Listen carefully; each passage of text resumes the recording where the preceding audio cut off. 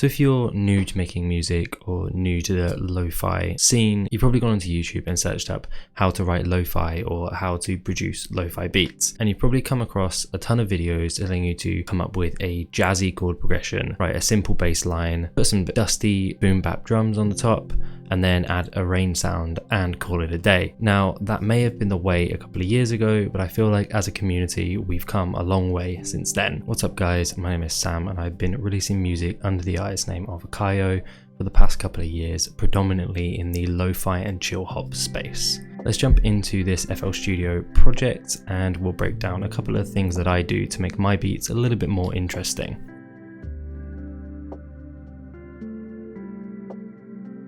Okay, so here we've got a project that I've been working on over the last couple of days. As you can see, it is a little bit more complex than just a chord progression, a bass line, some drums, and a rain sound. And there's a reason for that. That is kind of the first thing that I want to talk about, and that is to simply just build out more layers. Now, when I write my tracks, I usually start with a 4-bar or an 8-bar loop, like a lot of the videos will tell you, but I will build out at least sort of like 5, 6, 7 layers. You can use those to arrange, you can leave things out at certain parts of the track, and you've already got a more interesting and a more dynamic track. So for example, when I started writing this track, I actually wrote all of these parts as an 8-bar loop, and then I split them out and started arranging, and then you can start filling in the rest of the parts. We do still have our chord progression, our drums, and our bass line. So if I was to just play those on their own, this is how the beat would sound.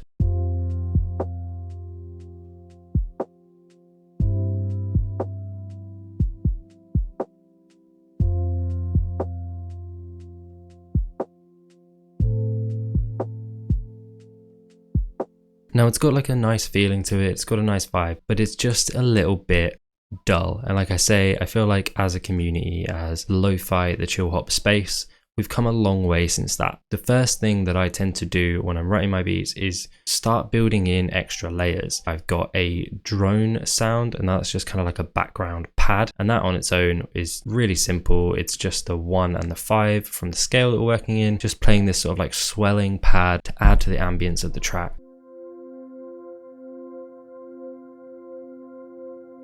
And that adds a ton of dynamic range to the track that we've got already. So I mean, just really simply just adding that.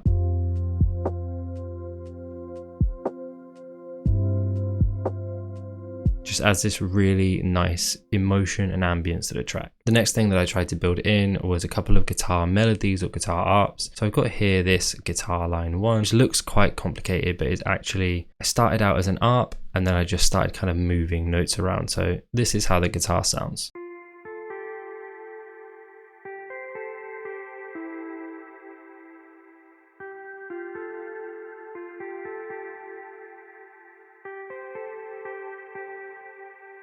Kind of following the same structure throughout the 2 halves of the melody, and all we're doing is simply adding like an extra note here or moving some of the notes around to give it a little bit of variation. And then another tip here for building out your melodies is to try and come up with at least 2 melodies for your track when you're coming up with the initial idea, and that way you've already got different sections of a track that you can build out and arrange. So I built this second guitar line, which is sort of like a lower frequency range, and it's just a different style of melody. You can't put them together in the track, but you can use them to separate into 2 different sections of your track. So this is the second melody.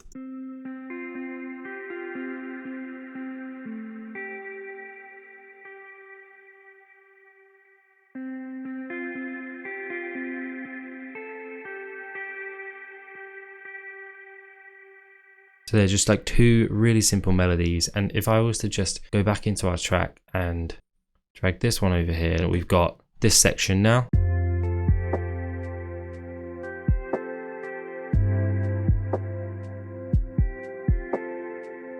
And then we've already got a second section, a B section possibly, with this guitar here.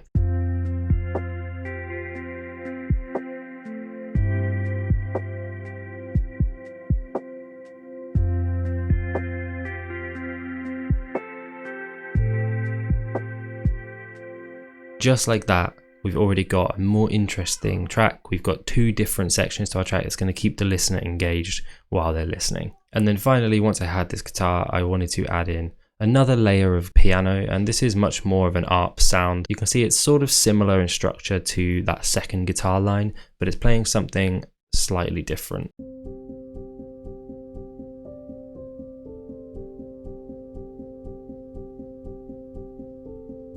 Super simple, but that adds this really nice dynamic to, even if I switch the guitars off, it adds a really nice dynamic to the sound of the track.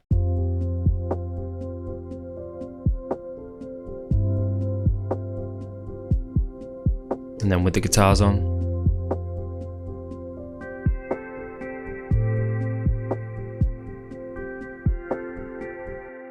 so there you can hear just by adding more layers and building out layers and kind of building some, layers with real movement and with real interest, you get a much more dynamic sounding track and something that's going to take you a lot further than just a simple like 4-bar jazz chord progression. I then also worked on adding in a fair bit of like ambience and some bits that are going to help you move through the track. The second part is after you split out your tracks and arranged it, you can then start really thinking about the arrangement. So you see we've got sort of like an intro here and then into a hook or a main part of the track. And then here I introduce 2 more sounds. We're introducing a couple of background ambient sort of swelling pad sounds. This first pad,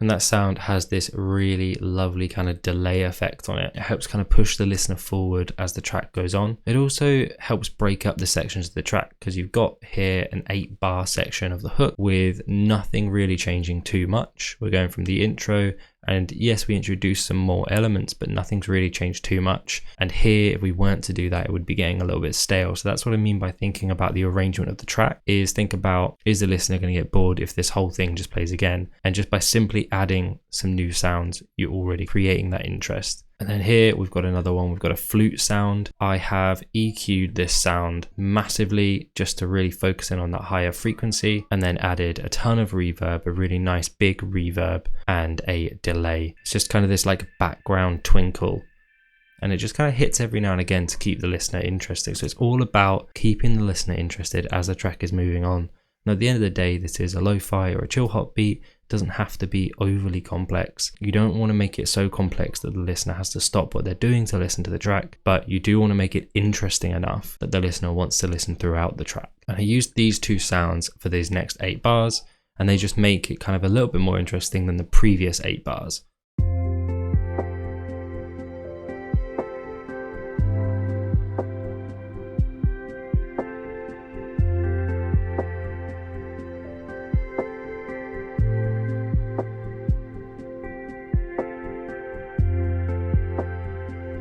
They're just adding a nice bit of background noise. They're not up the front of the mix at all, but just adding some nice kind of ambience and atmosphere and emotion to the track. And I've done the same here with this sound. And what this is doing is working as sort of like a transition sound into the next part of the song. So we're still thinking about how we're moving the listener through the track. So what we've got here is a bell sound.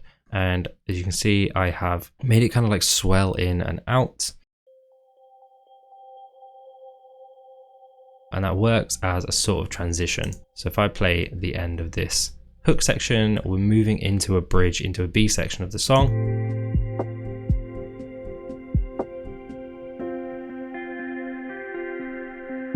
So then we don't get any harsh cuts. We move from guitar line 1 into guitar line 2. That bell moves them from section 1 to section 2. Now you may have noticed or heard just then added a little kind of drum fill, because then what you've got there is that bell transition that moves the listener into the section, and then almost immediately you've got a nice little drum fill that's super interesting, something they haven't heard yet in the song. So we'll just take a listen to how that sounds.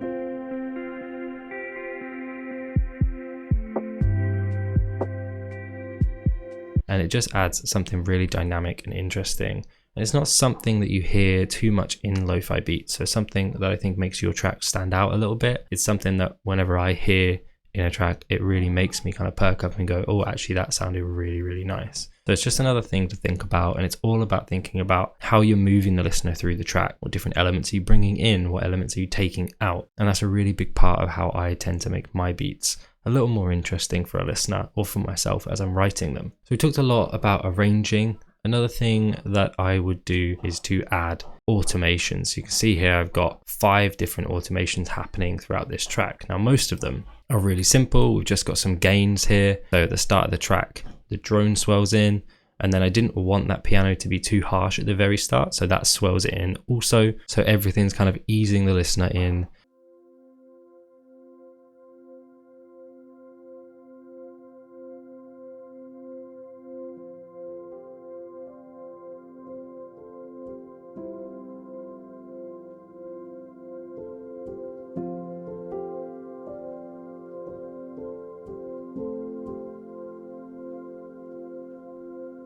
And then kind of like before anything's really happened in your track, you're at kind of the 24 second mark, but it doesn't feel like it because it's kind of slowly building up and it kind of gives the listener something to catch on to. I've got this automation cut here, so everything kind of almost cuts out at this point here. And this is similar to what I do with the drum breaks, but this was just a point of moving from section 1 to section 2. So far, the listener's been listening to pianos throughout, drone has been throughout, and really drums and bass have been pretty consistent throughout this track. And then I wanted to go back to my original sound from the very start of the track, and to do that I added this automation cut. So let's just listen to the last 2 bars of this hook and the cut, and you'll see what I mean.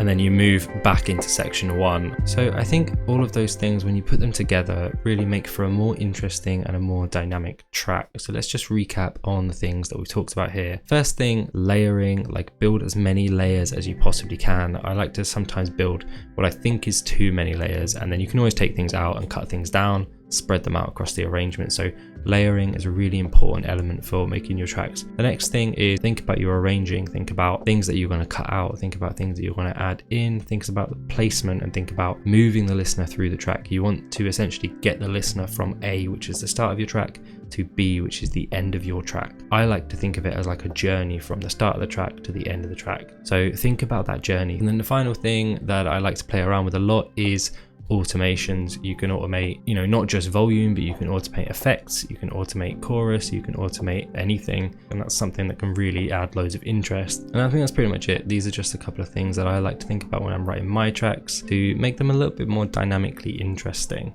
So yeah, that's pretty much it. Peace out.